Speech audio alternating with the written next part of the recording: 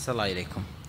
وهذا يقول: كثر في الآونة الأخيرة قيام بعض الناس باستغلال الأعداد الكبيرة في المقبرة للنصح والإرشاد والوعظ، وربما استخدم مكبرا للصوت، فما حكم ذلك؟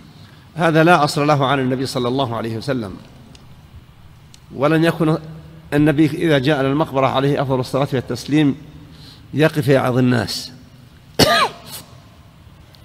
ولا كان الخلفاء الراشدون يفعلون ذلك، ولا من بعدهم من العلماء.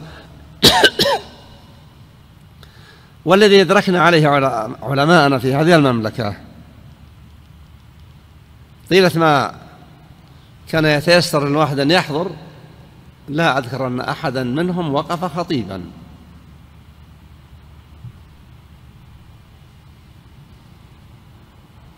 وبالمناسبة في مرة من المرات خطب خطيب واستنكر عليه، كان شيخنا رحمة الله عليه بن باز، وهو نعم من خير من عرفته من أهل العلم، أراد يقول له لا مانع، فسألته رحمة الله عليه، قال النبي جلس ينكت الأرض. قلت النبي هل جلس ينكت الأرض وقف خطيبا؟ وهل جاء بعده أحد وصنع مثل نفس الصنيعة؟ قال لا. قلت هل تعرف أحدا من العلماء فعل هذا الفعل؟ قال لا. قلت هجل يكفينا ما كان عليه السابقون، ما كان منه رحمة الله عليه إلا أن سكت.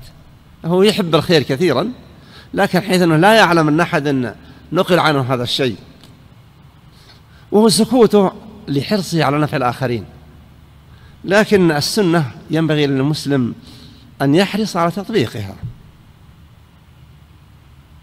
وحديث من أحدث في أمرنا هذا ما ليس منه فهو رد، وفي لفظ من عمل عملا ليس عليه أمرنا فهو رد، والحديث في الصحيح حديث عائشة، حجة في كثير من المواقف.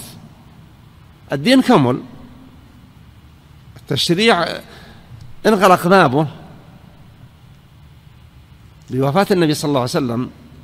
لا يؤتى بجنس عبادات يدعى أنها قرب إلا إذا قام على ذلك دليل، والله المستعان.